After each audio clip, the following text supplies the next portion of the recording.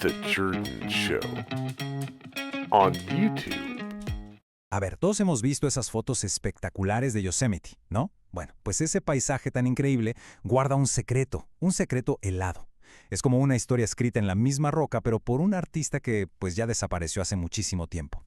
Y justo ahí está la pregunta del millón, ¿no? ¿Por qué el Valle de Yosemite es así? O sea, no se parece en nada a un cañón normal hecho por un río. Y esa forma tan única es la primera gran pista de su pasado. Un pasado congelado poderosísimo. Vaya, es un misterio que hoy vamos a descifrar. Ok, entremos de lleno. Para entenderlo bien, hay que imaginar que Yosemite es una escultura, una obra de arte ya terminada. Y lo que haremos en este análisis es aprender a leer las firmas que dejó su escultor. Este fantasma de hielo que se desvaneció hace miles de años. Y la firma más clara, la más obvia, es justo esa forma del valle, un valle en forma de U.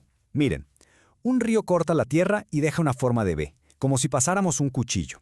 Pero un glaciar es otra cosa. Es como una cuchara gigante que va sacando helado, deja una U perfecta, ancha y profunda. Esa forma es la prueba definitiva. Aquí hubo hielo.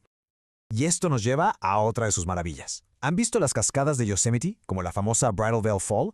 Bueno, son resultado de esto. Lo que pasó es que los glaciares más chiquitos, los que venían de los valles laterales, simplemente no tenían la misma fuerza para cavar tan hondo como el glaciar principal.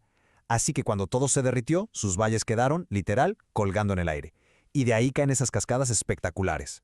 Y para que nos demos una idea de la escala de este poder, hay que imaginar esto. El hielo que llenó el valle de Yosemite llegó a tener hasta 1.200 metros de espesor. 1.200 metros. Es un peso tan brutal, una fuerza tan inmensa, que fue capaz de moldear el granito, una de las rocas más duras, como si fuera plastilina. Ok, ya vimos las pruebas, la escena del crimen, por así decirlo. Pero ahora viene la pregunta interesante. ¿Cómo funciona este motor de hielo? O sea, ¿cómo es posible que algo tan delicado como un copo de nieve se transforme en una fuerza capaz de tallar montañas enteras? Pues es una transformación de verdad increíble. La nieve fresca, que es casi puro aire, cae y se va acumulando. Y el peso de la nieve nueva va aplastando la de abajo, año tras año, década tras década, la va compactando, le saca el aire, sus cristales cambian y al final se convierte en hielo glaciar. Un hielo súper denso, a veces de un color azul intenso, y lo más importante, capaz de fluir, de moverse como un río lentísimo. La clave de todo esto es la presión. Para que la magia ocurra, se necesitan más o menos 45 metros de nieve acumulada. Para ponerlo en perspectiva, eso es como tener un edificio de 15 pisos encima. Esa presión, mantenida por décadas, es lo que hace que la capa de hasta abajo se convierta en ese hielo glaciar que ya puede empezar a deslizarse y a esculpir. Y una vez que se mueve, este escultor de hielo usa principalmente dos herramientas. La primera se llama arranque. Imaginen que el agua se mete en las grietas de la roca. Por la noche se congela, se expande con una fuerza tremenda y ¡pum!, arranca pedazos gigantes de roca. Así es como se forman esos acantilados tan verticales. Y la segunda herramienta es la abrasión. Todas esas rocas que arrancó se quedan pegadas en la base del glaciar, y entonces actúa como una lija gigantesca, puliendo y suavizando todo a su paso. Ok, dejamos por un momento a los fantasmas de Yosemite. Vamos a viajar a un lugar en la misma California donde el escultor no ha desaparecido, donde el hielo sigue trabajando hoy mismo. Vámonos al monte Shasta. Porque a diferencia de Yosemite, que es una historia del pasado, Shasta es un paisaje glaciar vivo, activo. Tiene 7 glaciares que son, básicamente, las torres de agua de la región. Piénsenlo, funcionan como depósitos naturales, guardan toda la nieve del invierno y la van soltando poquito a poco en el verano como agua de deshielo. Y esa agua alimenta ríos que son vitales no solo para el ecosistema, sino también para la agricultura. Y aquí viene algo que de verdad dejó a los científicos rascándose la cabeza. Durante medio siglo, fíjense, mientras casi todos los glaciares del mundo se encogían por el calentamiento global, los de Shasta estaban creciendo, iban totalmente a contracorriente. A ver, no es que el cambio climático se hubiera revertido ahí, para nada.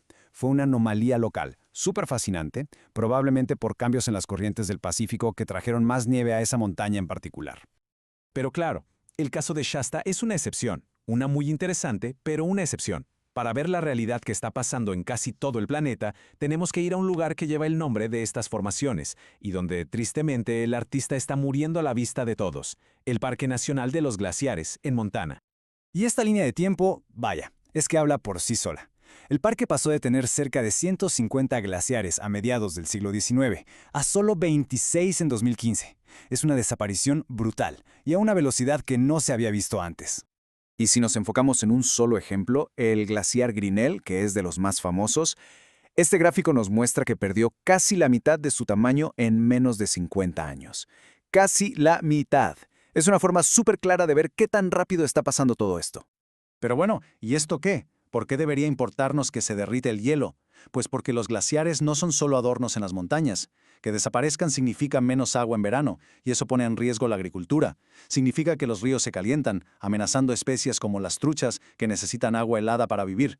Y por supuesto, significa paisajes más secos y un riesgo de incendios forestales mucho mayor.